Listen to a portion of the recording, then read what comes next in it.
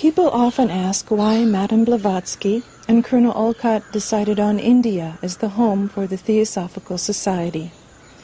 They chose to settle at Adyar, which at that time was a small and undeveloped suburb of Madrás, located along India's tropical southeast coast.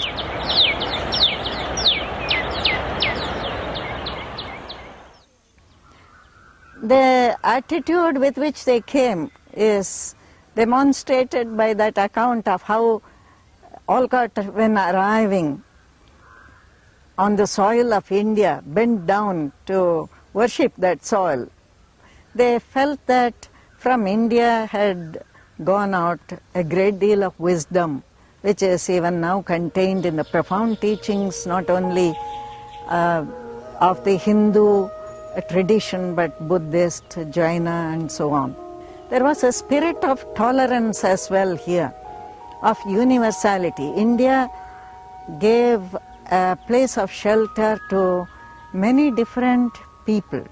So since that time it has not merely been the administrative headquarters, but what people have called a flaming center. That means a center from which a spiritual force can flow out into the world. I have heard that when HPB went to the headquarters building, she came down after going up, she declared, the masters want this. Therefore the center, I think, has an importance which is not merely that of its physical beauty, but of something else which impregnates it. Perhaps it has the conditions which make it favorable for the forces from higher regions to get concentrated and to flow out. HPB and Colonel Olcott sailed for India from New York City in December of 1878, 3 years after the founding of the Theosophical Society. With a short 2-week stay in London, they finally landed in Bombay 2 months after their United States departure, hoping to establish a base from which to explore and spread theosophical ideas. From Bombay, they would travel, speak, and write almost non-stop for the next 3 years before discovering the Society's new home. Their popularity grew rapidly. People who had heard about them but had never seen them before felt that some new light was coming. Much of this newfound popularity came after the commencement of the Theosophist magazine in October of 1879. In it were articles on the mystical elements underlying theosophy. Theosophy is the archaic wisdom religion, the esoteric doctrine once known in every ancient country having claims to civilization. Hence, Theosophists have existed ever since the first glimmering of nascent thought, and made man seek instinctively for the means of expressing his own independent opinions. At the time when HPB, through her great writings, pointed out that life is a unity, and she did it wonderfully with so many arguments and citing so many texts from different religions and so on. The concept was quite foreign in the West, and even in India it was partly forgotten. It was certainly not lived. But you see how the idea has caught on. Now there are a lot of ecologists, people who are studying nature, educationists, who are talking about wholeness, about unity, about the interconnectedness of all things upon this earth. There are also other concepts, like the concept that within every human being is the light. That is the light of his own consciousness. It is the only light which can take him on the spiritual path. If you show a beautiful sunset to a blind man, he cannot see it. But if something helps him to become free of his blindness, he can experience all that glory.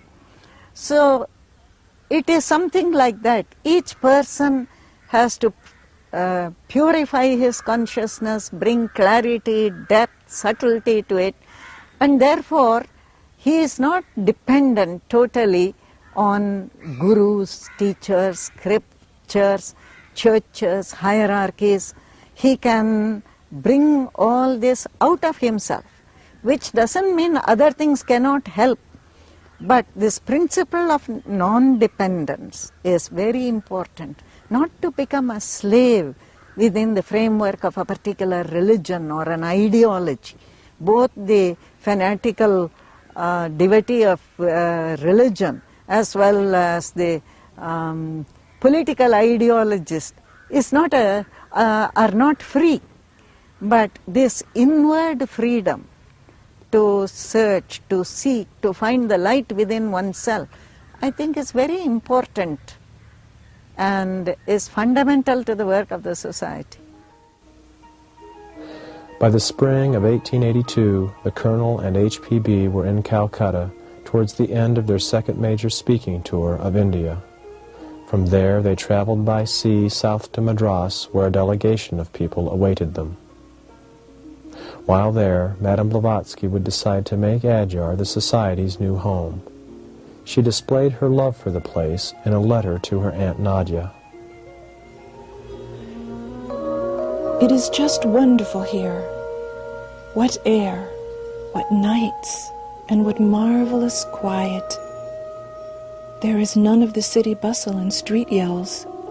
I am sitting down and writing, and gaze over the ocean, sparkling and shoreless, as if alive.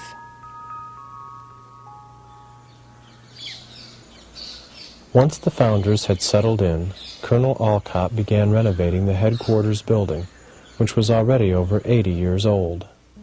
Local craftsmen were commissioned to include symbols of the world's major religions on the walls of the main hall. The northeast section of the hall reveals 3 bas-reliefs representing Hinduism, Zoroastrianism, and Islam, while above there are a series of religious symbols enclosed in circles representing Sikhism, Taoism with its circular yin and yang, and Confucianism. Hinduism is represented by Sri Krishna with his flute and the sacred cow, while Zoroastrianism is represented by Zarathustra, Lord of the Golden Shining. To the far right, Islam is seen as a plaque with a design and verse from the Holy Quran, while over it we see a symbol for Shintoism. On the west side of the north wall, there are also religious symbols to Christianity and Buddhism. Based on Holman Hunt's painting, The Light of the World, Jesus is seen here holding a lantern while knocking on a door. Next to Christ is the Lord Buddha, sitting in meditation, representing supreme enlightenment. Above these, the Baha'is, Judaism, Jainism, and Co-Freemasonry are also represented. Traditions of the distant past are represented on the south wall and include Mithra, the 7-rayed son of justice, Orpheus, founder of the Greek mysteries, Osiris, the light of lights, Quetzalcoatl, the Toltec and Aztec god, Ashtaroth or Ishtar, the eternal mother of ancient Chaldea and Babylonia, and Ashur, the Assyrian sun god. In an alcove of the south wall, there are life-size statues of both founders, made by the Indian sculptor Govinda Pillai. The statue of Madame Blavatsky was dedicated 8 years after her death by Colonel Olcott. Under the statue, a portion of her ashes were enshrined. After the Colonel's death in 1907, his statue was added to that of his co-worker. Above, in both Sanskrit and English, can be found the motto of the Theosophical Society, "There is no religion higher than truth." To this day, the hall is used as the location of many lectures and ceremonies, and can hold upwards of 300 people. In honor of the Society's efforts worldwide, there is displayed on the west wall a plaque listing those countries where the Theosophical Society is currently represented. But perhaps one of the most important efforts undertaken by Colonel Olcott was the addition of an east wing to the headquarters building for the creation of the Adyar Library. Here he undertook the task to collect and preserve the traditional texts of India at a time when native cultural and religious efforts were being discouraged by Western influences. Olcott's aim, as he put it, was a revival of the original Hindu and Buddhist traditions in India and Ceylon. Over the years, the library has become renowned for its collection of Indian and Oriental works, as well as for its extensive collection of rare loose-leaf manuscripts. One display case contains a loose-leaf copy of the sacred Tibetan Kanjur and Tanjur, printed on paper made by hand from the bark of trees. This Tibetan manuscript was presented to the library by His Holiness the 14th Dalai Lama and contains biographies of Tibetan religious leaders, including the great yogi Milarepa. The library's total collection became so large that in 1967 a bigger, more modern facility was built and includes climate controls for increased preservation capabilities. When Colonel Olcott started the library, he made it a condition that it should always be within the compound of the Theosophical Society. And when the main hall became too small for the library, or when the library grew way up, we found it necessary to have another building. Here we are particular about preserving the manuscripts and books so that they can be of help to the other people. So the readers are not allowed to come to the stacks and make use of the library. They have to select the books and give the number, and the staff here will collect the book and give it to them. That is one way we preserve it, so we don't have many losses in the library. India's tropical climate contributes to the wear of all written materials. Here, workers and volunteers from around the world spend time reconditioning both old and new acquisitions before they are stored or made available to the public. In addition to being a repository of rare books and manuscripts, the library also employs Sanskrit scholars and produces a bulletin dedicated to its ongoing research efforts. In 1982, 100 years after Colonel Olcott's initial efforts, the Adyar Library had some 17,300 manuscripts and 160,000 books. Harvard Sanskritist Daniel Ingalls refers to the library as one of the chief repositories of Sanskrit manuscripts in the world. After the Adyar Library relocated, the east wing of the headquarters building was turned into a museum for the display of items related to the Theosophical Society's long history. Portraits of many well-known theosophists hang on the museum walls, and one can find in the many display cases various memorabilia, even original lecture notes of some of the Society's leading figures. This address was given by Annie Besant at the 32nd Indian National Congress of 1917. Even the office chairs used by both Madame Blavatsky and Colonel Olcott are displayed here. Included in the collection is the famous painting The Messenger, done by the artist Nicholas Roerich and given by him to the Theosophical Society in honor of Madame Blavatsky's great contributions for theosophy. There are also excellent examples of rare religious art and statuary. On rare occasions, special exhibits from the archives are given of some of the more notable pieces not normally on display. Here, convention delegates at the 1991 convention are viewing items related to Madame Blavatsky in celebration of her passing 100 years earlier. This is the famous teacup and saucer, reported to have been produced psychically by her. Additional items that she was to have psychically precipitated were also included in the exhibit, such as these paintings of Yogi Tiruvala and Theosophist Stanton Moses. Also on display were many autographed texts and first printings of theosophical and related writings, either written or used by H.P.B. On the title page of her personal copy of The Voice of the Silent she wrote, "From H.P.B. to H.P. Blavatsky, with no kind regards," indicating a rather humorous but apparent displeasure with the limitations she saw in herself.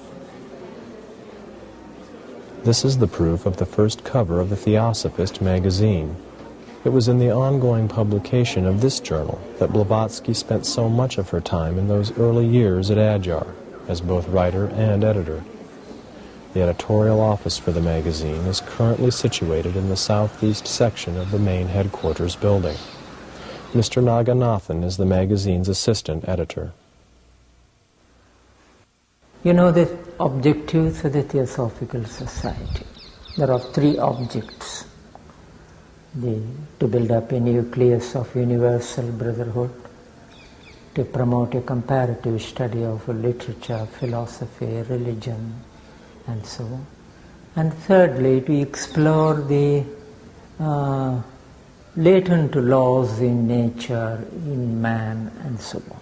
These are the three broad objects which we have been consistently projecting and maintaining all these years. These are the criteria for articles. We in the Theosophist are deeply, vitally concerned with the core of the ancient wisdom. Quite a number of subjects seem to be, to me, a bit peripheral. I would put them on the outer margin. Whereas we deal with Brahma Vidya, the ancient wisdom in its core aspect. We have got a number of articles which project the Christian, in terms of Christian associations and Christian idiom. A number of articles have come projecting the same thing. I do not think that the difficulty arises as this is a purely Hindu or a purely Buddhist presentation. I don't think it doesn't. No true Christian or no true follower of Jainism will find any difficulty in assimilating what we are writing and what we are. In addition to the Adyar Library, Colonel Olcott was also responsible for the placement of the 5 ancient gopurams or trilithons which adorned the estate. They were brought from the ruined temple site of old Chandragiri and are over 2,000 years old. Each one is sculpted with ancient Hindu symbols and deities. The trilithon nearest the main gate was presented to the campus by Colonel Olcott himself and bears the initials of the founders at its base.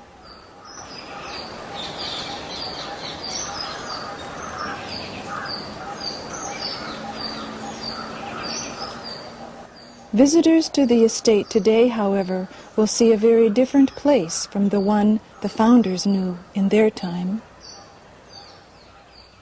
It was when Dr. Besant became the president in 1907 that she began expanding the estate, and that happened very rapidly. She said it was necessary to buy more land in order to protect the society, and we see how good that was, because now we are encircled completely by the city, which means there is noise, there is crowding everywhere, and we are well protected, which wouldn't have happened without that expansion. When Mrs. Besant began as president, the estate consisted of only 27 acres of land. In the short 2-year period from 1908 to 1910, the 4 areas known as the Olcott, Blavatsky, Besant, and Damodar Gardens were purchased. She wanted an international center large enough for future expansion of activities and for those members who might come and volunteer a year or so of their time for theosophical study, meditation, and work. With this in mind, the very large multi-unit complex called Leadbeater Chambers was built in 1910. Guests from Western European countries, as well as Australia, New Zealand, and the United States, usually stay here. Each apartment is large enough to accommodate several people during busy periods of the year, for example when the School of the Wisdom is in session, and during the annual convention held in December. With southern India's year-round heat, the high ceilings along with the ventilation ports and overhead fans are much appreciated.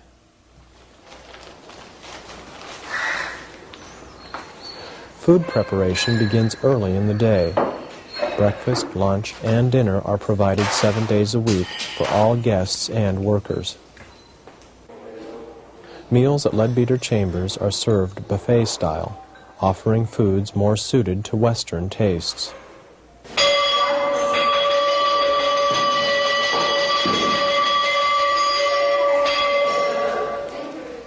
The bell sounds 3 times daily, in the morning, at midday, and in the evening, signaling to everyone that the meal is ready. The Bhojanasala, or eating house, located west of Leadbeater Chambers, prepares and serves food in southern India's traditional thali style, consisting of rasam, a kind of pepper soup, chapati, samba, rice, and curd. Across from the Bhojanasala are the Eastern-style living quarters located in the quadrangle complex. Here, each apartment is small but appropriate for those persons wishing accommodations better suited to Indian tastes. Additional buildings were constructed to house the many permanent workers necessary for Adyar's expanding activities. Today, the offices of general administration are responsible for the day-to-day running of the campus, while a large maintenance department is necessary for its physical upkeep. Right here on the estate, you are able to see the development of Indian architecture. The main headquarters building that goes from the beginning of the 18th century to modern structures like the Theosophical Publishing House building that was created in the 80s. You are able to see a development of the old Anglo-Indian style into the more British bungalow, and then you are able to see the development of purely Indian styles in the smaller buildings, like the Bhojanasala. The Leadbeater Chambers was the first poured concrete structure in India. Some of the building sites on the campus also have interesting histories. Upstairs from the main hall of the headquarters building are the offices of the president. While at Adyar, Madame Blavatsky both lived and worked out of this room.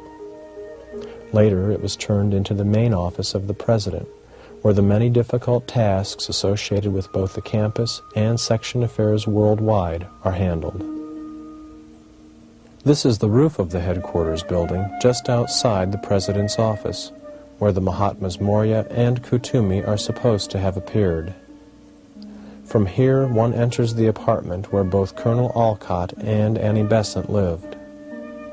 The furnishings, such as this daybed, are those used by Mrs. Besant.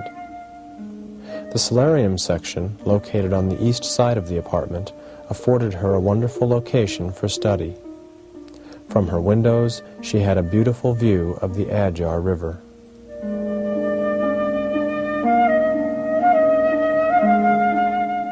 There are also pictures of people important to her hanging on the walls. Madame Blavatsky, her theosophical colleague C.W. Leadbeater, and of course Jiddu Krishnamurti.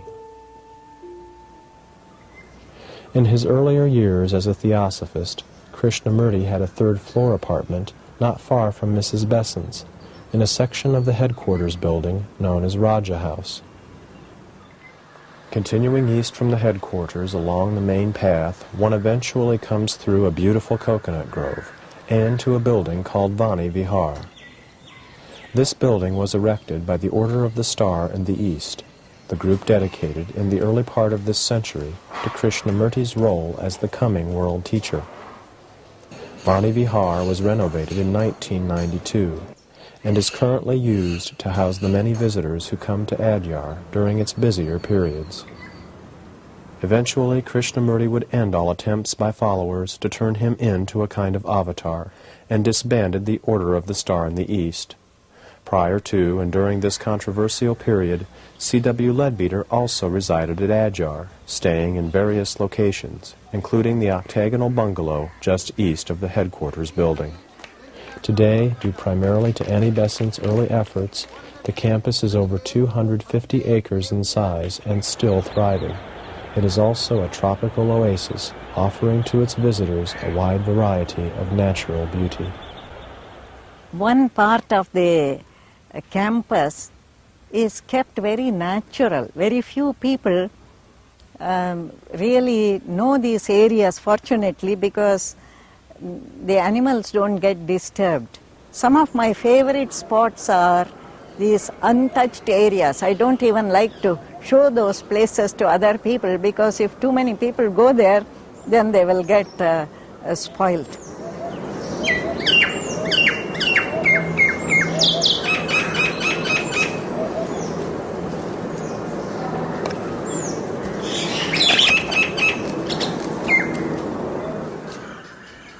Then, of course, if you go up high on some of the buildings, up on Leadbeater Chambers, right up to the top, or above Olcott Bungalow, even the top of the headquarters building, you get this view of the sea and the river and all the wooded areas with some of the buildings showing up. And you can be there with the sky and the earth and the trees all around you. I love that. I think there are also certain special places where you feel the atmosphere of Adyar more strongly. The Garden of Remembrance is one of them. I don't know why. Perhaps because in 1925 there was a great ceremony when the place was dedicated to the world teacher. Some special amulets were put there. I think ever since it has had a certain special feeling about it. This is also the location dedicated to the memory of past TS leaders. Here the ashes of previous international presidents, as well as those of C.W. Leadbeater, are enshrined beneath the markers that make up this six-pointed star. In the center of the compound, at a point along the main drive, there is a trilithon marking the beginning of Founders Avenue. Here, a group of mahogany trees line both sides of the street and were planted in honor of the Society's many sections worldwide. Each tree was planted with soil from the particular country represented and labeled with a stone marker. Here, a man is admiring a beautiful water palm located at a major intersection of the campus, known as Upasika Circle. From here, one cannot help but notice the very old and very large banyan tree standing nearby. For many years it went undetected until the ground had been cleared. Banyan trees are unique in that while they have a large main trunk, their spreading branches produce fibers that eventually reach the ground and take root. The fibers thicken until they in turn become massive trunks supporting the weight of the growing branches that produced them. Adyar's banyan tree is the second largest in India and estimated to be over 500 years old. Considered by many as a holy site, the great banyan tree is marked by one of the campus's 5 trilithons. It is visited yearly by thousands of people. Directly adjacent to the banyan tree is the School of the Wisdom, located in the Blavatsky bungalow. Most people who stay for extended periods in the fall and winter seasons come to take advantage of the many theosophical classes and lectures offered here. Acquired in the early years of Annie Besant's presidency, the bungalow was dedicated to Madame Blavatsky by some of her more grateful students. An additional plaque was placed on the building in honor of the great Indian poet Rabindranath Tagore, who stayed here for a short time. The daily program at the school begins with a morning meditation, led by the class leader for that day. Classes are led by persons knowledgeable in specific religious traditions or philosophies. Some people come more or less like tourists. That means that they come to have a good time. There is nothing wrong in coming to have a good time, but that's not sufficient to be here. If they do so, then if they come from affluent countries, they find the conditions aren't good enough, they need more comforts and so on, and they feel disappointed. It's more a place for study, for meditation, for inward turning, and for contacts of a subtler, deeper order. Several locations especially reflect this deeper spiritual quality. The Buddhist temple, canopied within the beautiful coconut grove, is one of these. Colonel Olcott recorded in 1883 that he received a note from the Master K.H. expressing the wish that a Buddhist shrine should be erected. The shrine was actually built in 1925 under the direction of C. Jinarajadasa and is still used for silent meditation, prayer, and chant. The statue of the Lord Buddha, located inside the temple, was given by Annie Besant and is said to be over 1,000 years old. At the temple entrance stands a Bodhi tree, representing Lord Buddha's enlightenment. Opposite the shrine is the temple gong, which was sounded at 6 o'clock both morning and evening to call to mind the 6 remembrances of the Lord Buddha.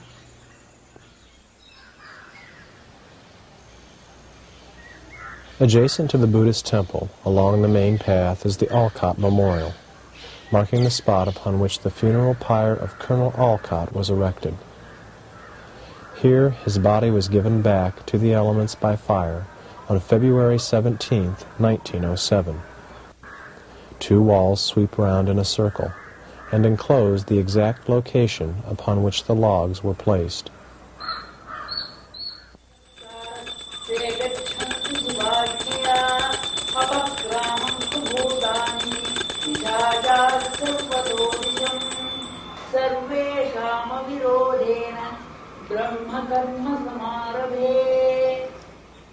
The Bharata Samaj Temple, or Hindu shrine, is situated just off Founders Avenue. Here, every day at sunrise, devoted worshippers perform the powerful Bharata Samaj Puja. This Hindu temple as such, you never find anywhere else.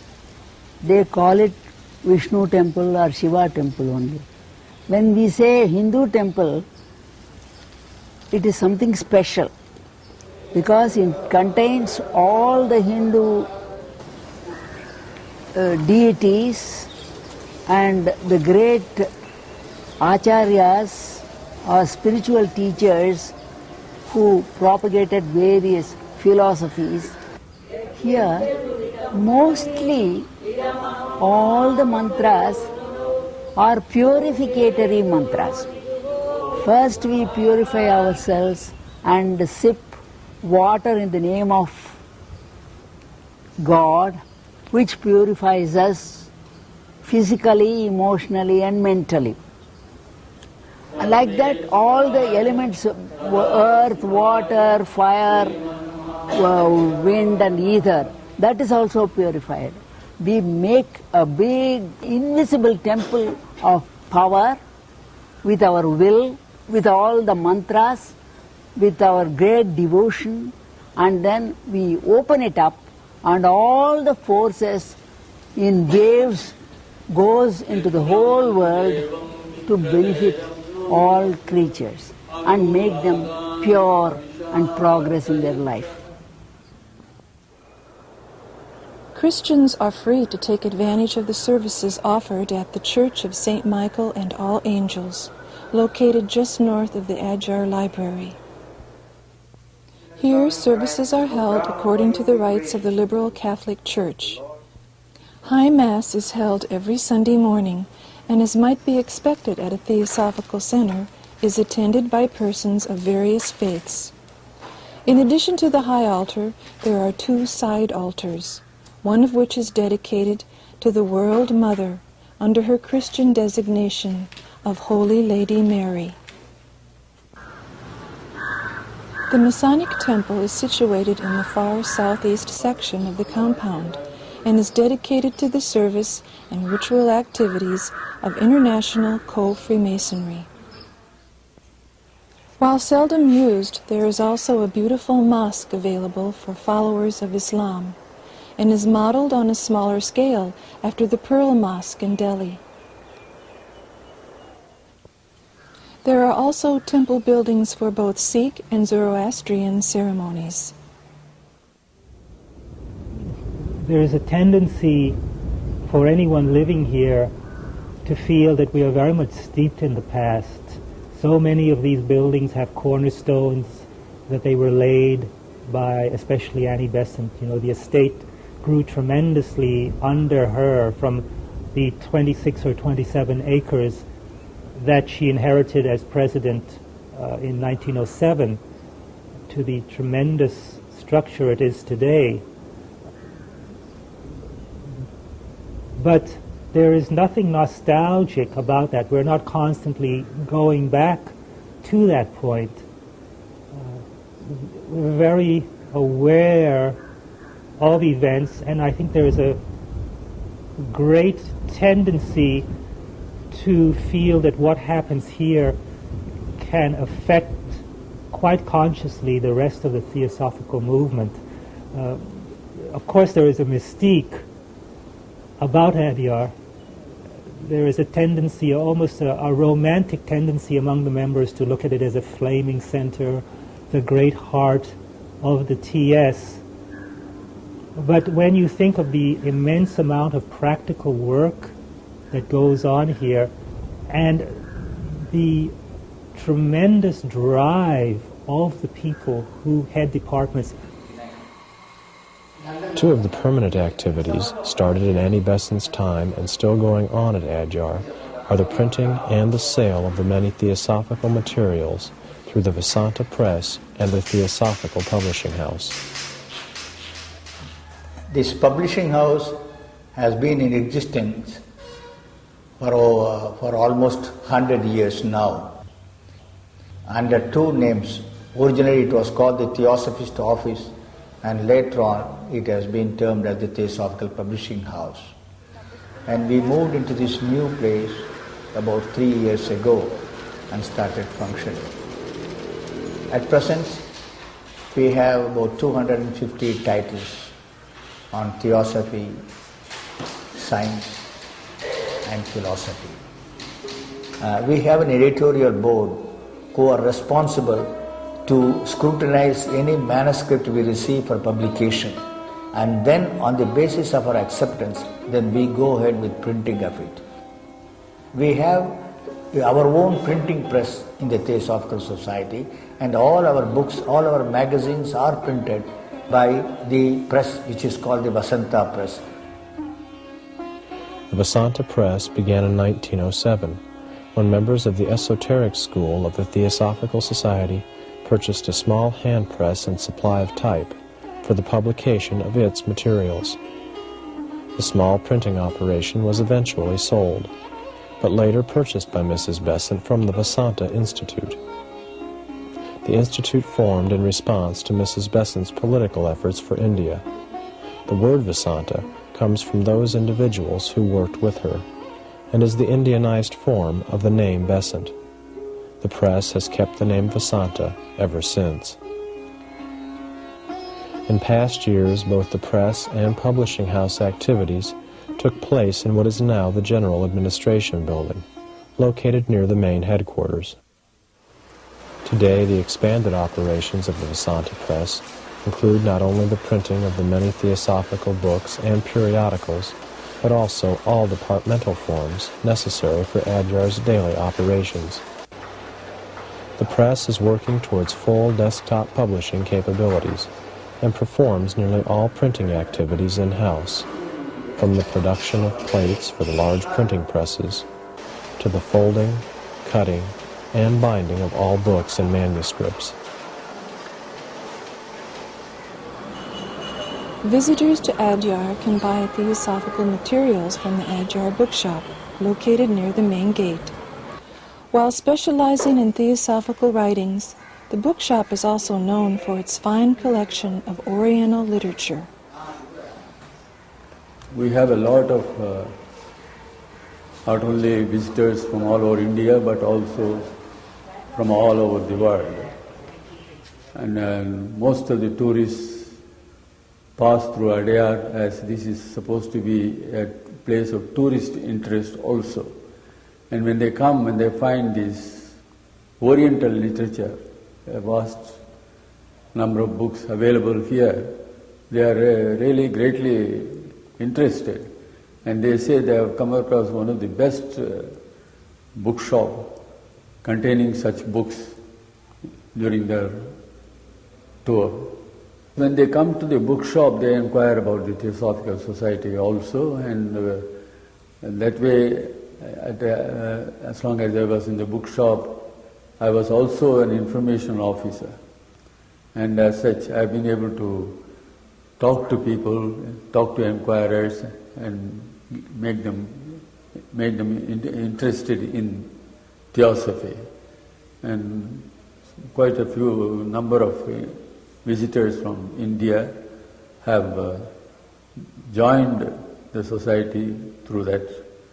And quite a number of foreigners have taken our the publicity literature and the addresses of their local centers wherever they are. And I take it that when they return to their homes, they would have contacted the centers. In 1991, at the 116th Annual Convention, member delegates from around the world had a chance to see these and the many other theosophical activities conducted at Adyar. But what about community service? It is often said of theosophical centers that their focus is too intellectual and self-contained. That isn't true of Adyar. There is a great deal of practical work done here.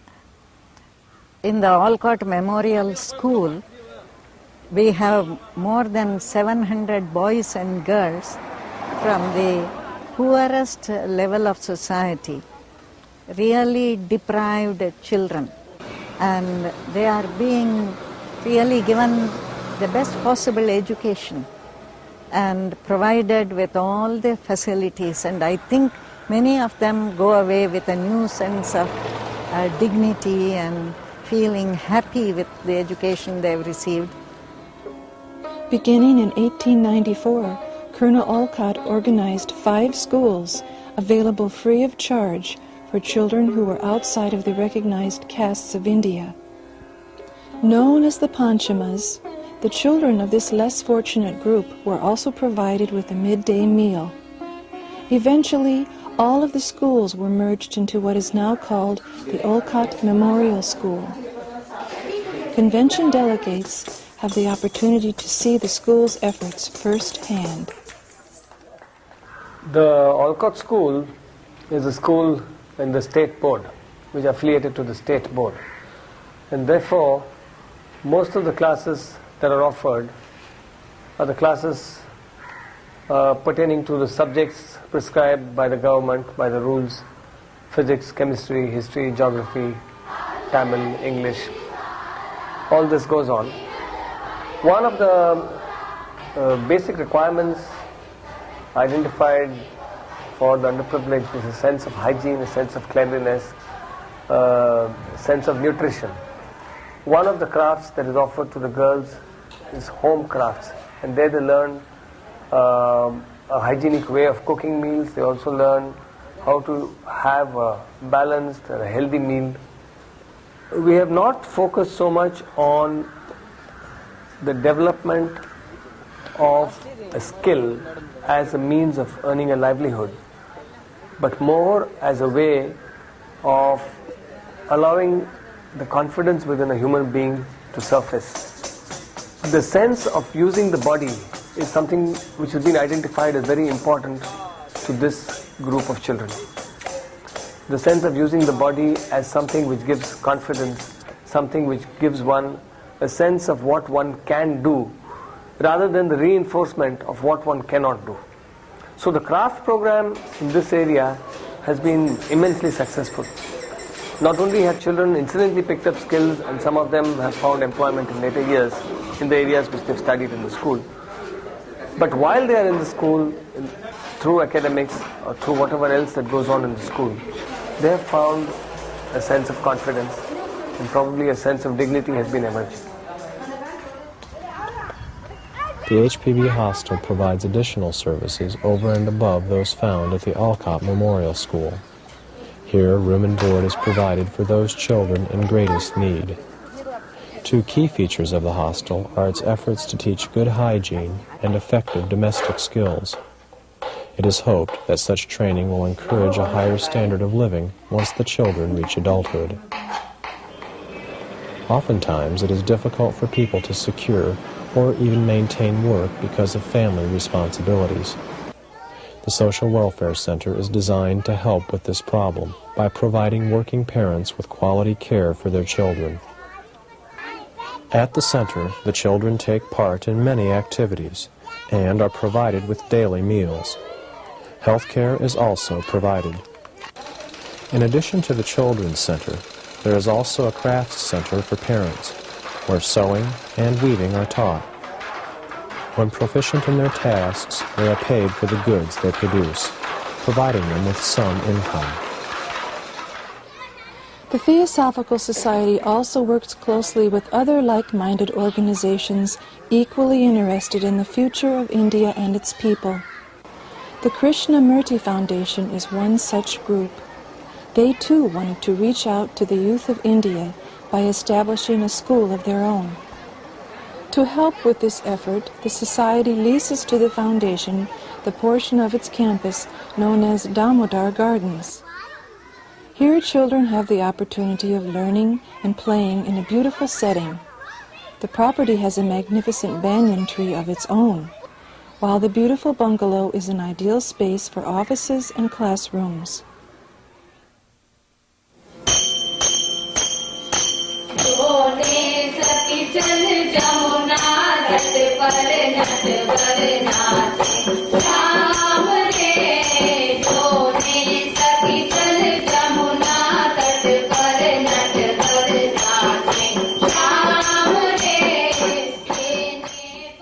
Young people from both the Olcott Memorial School and the Krishnamurti Foundation School performed for the delegates attending the Theosophical Convention.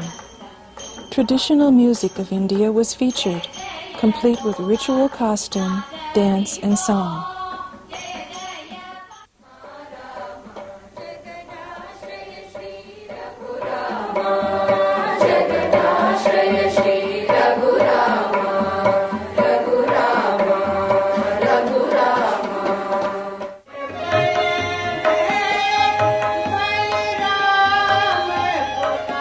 Delegates were also treated to a professional recital featuring songs of devotion to God.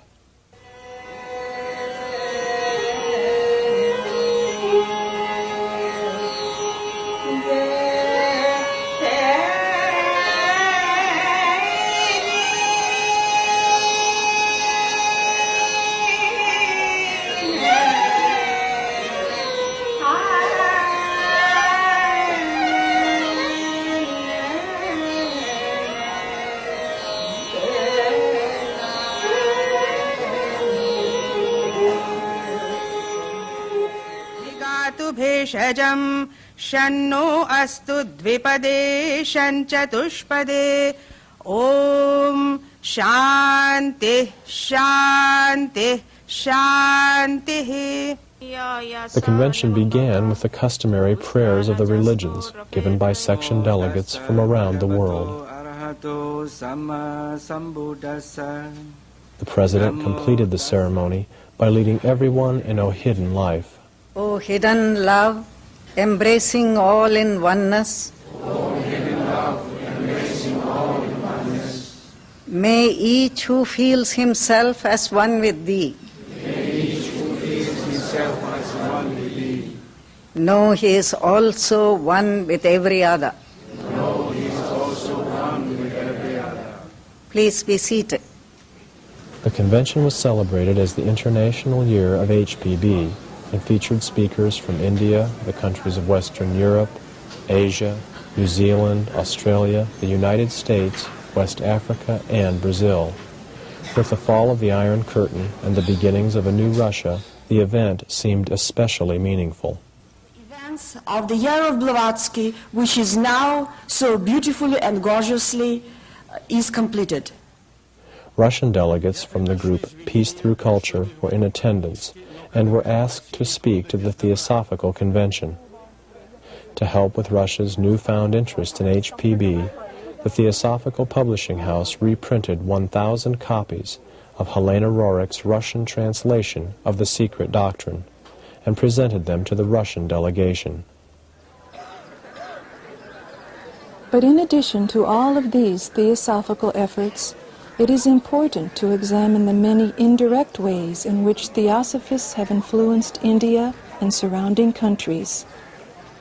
Theosophists were among the first to break down the caste system, which had become a terrible burden on Indian society.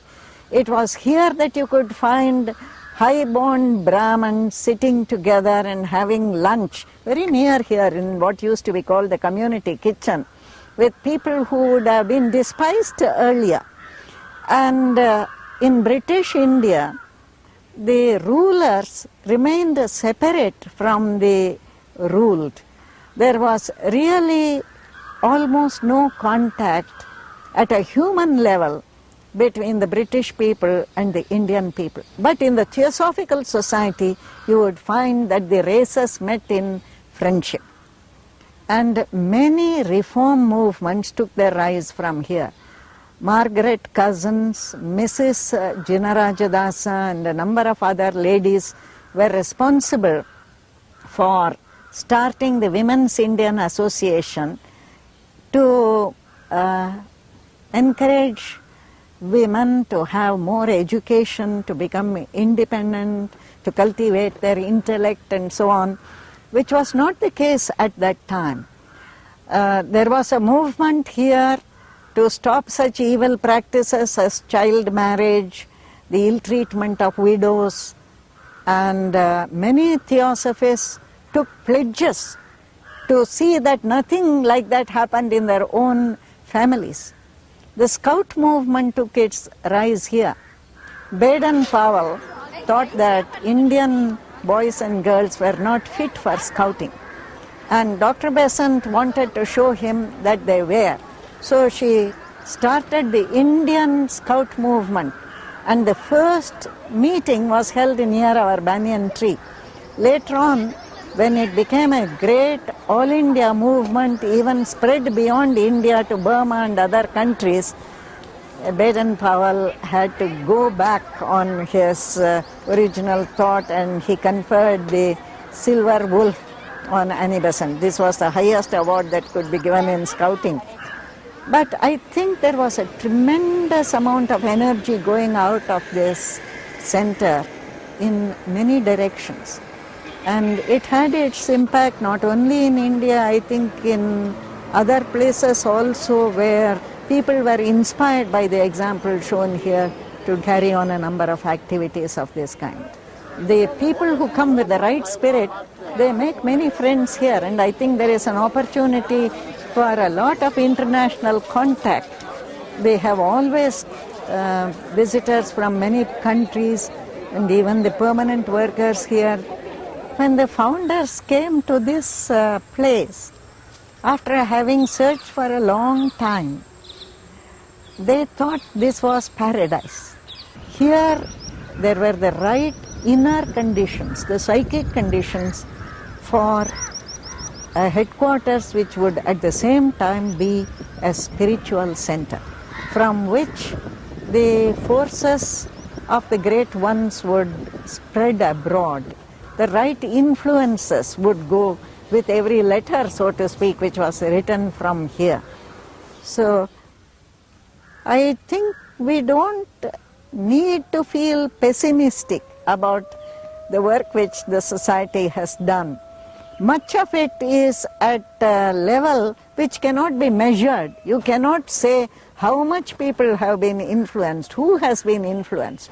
But if we keep contact with the world and not isolate ourselves into an inward-turned community, I think Theosophy will penetrate into the human consciousness in a variety of ways.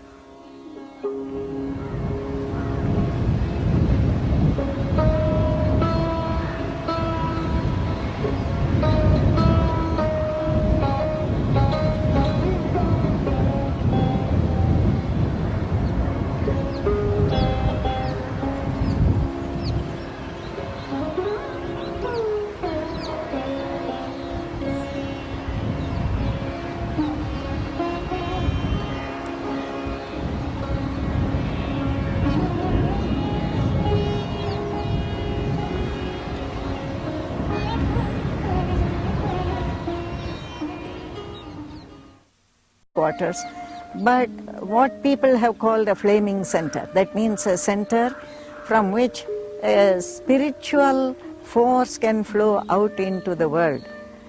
I have heard that when HPB went to the headquarters building, she came down after going up, she declared the masters want this. Therefore the center, I think, has an importance which is not merely that of its physical beauty, but of something else which impregnates it. Perhaps it has the conditions which make it favorable for the forces from higher regions to get concentrated and to flow out. HPB and Colonel Olcott sailed for India from New York City in December of 1878, 3 years after the founding of the Theosophical Society. With a short 2-week stay in London, they finally landed in Bombay 2 months after their United States departure, hoping to establish a base. People often ask why Madame Blavatsky and Colonel Olcott decided on India as the home for the Theosophical Society.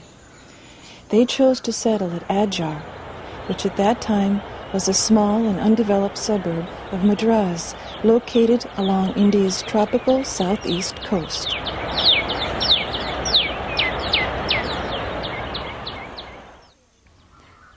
The attitude with which they came is demonstrated by that account of how Olcott, when arriving on the soil of India, bent down to worship that soil.